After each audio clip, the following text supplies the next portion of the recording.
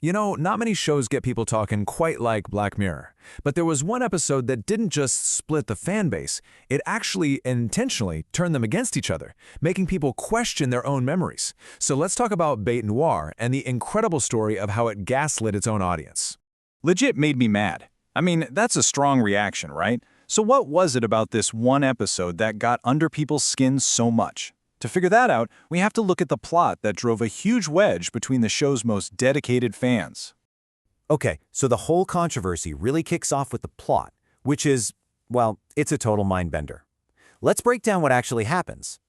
So the story follows this character, Maria. Her life seems pretty much perfect, all curated and under control, until an old classmate named Verity just shows up out of nowhere. And from that moment on, Maria's reality completely starts to fall apart at the seams.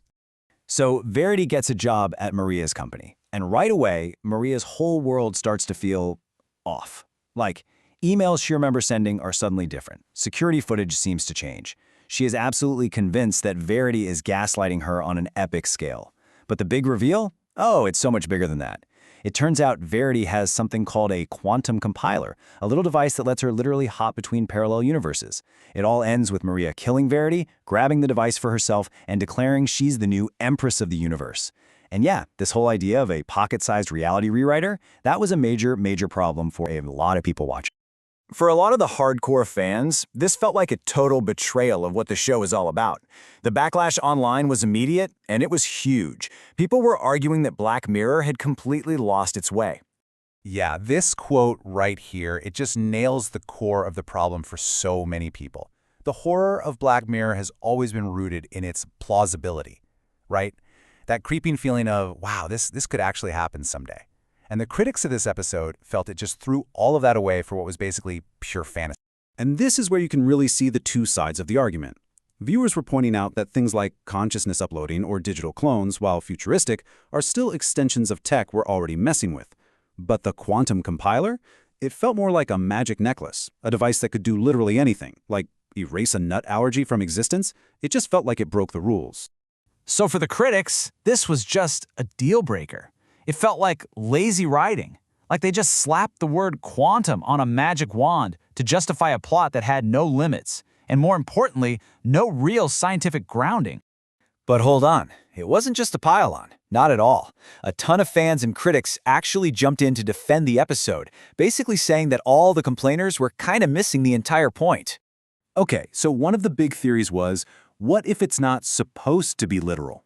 What if the whole thing is a giant metaphor for the world we're already living in, where AI, deepfakes, and social media algorithms are creating completely separate personalized realities for all of us online? And I love this quote because it perfectly sums up the other side of the coin. It's a shout out to Arthur C. Clarke's famous law, and the defenders were basically saying, look, Black Mirror is science fiction. Its job is to push the boundaries and explore things that feel impossible to us right now. And the defenders had more ammo, too. They pointed out that the show's gone to some pretty wild places before. I mean, transferring consciousness into a video game? Come on. They also argue that, hey, the multiverse is a legit scientific concept, and the show's biggest inspiration, The Twilight Zone, was famous for mixing sci-fi with the straight-up supernatural. So the debate just kept going. Was it lazy writing, or was it a brilliant next step for the show? But here's where it gets really interesting. Because what if the biggest twist wasn't even in the episode? The creators, well, they were playing a whole other game with us, the audience. So people start watching, maybe with friends, or they're talking about it online, and they start to realize, wait a minute, something's not right. Their memories of what they just saw, they weren't matching up. And it turns out, Netflix had secretly dropped two slightly different versions of Bête Noire. In this one key scene, there's a little argument over whether a restaurant is called Barney's or Bernie's. And depending on which version you were randomly served, everything was changed to support that reality. The name on a hat, the dialogue, even the subtitles. They were creating a real-life Mandela effect just to mess with us. I mean, how brilliant is that? The creators weren't just telling a story about gaslighting. They were actively gaslighting us, the viewers, making us feel that same dizzying confusion as the main character. And that meta twist? It just changed everything.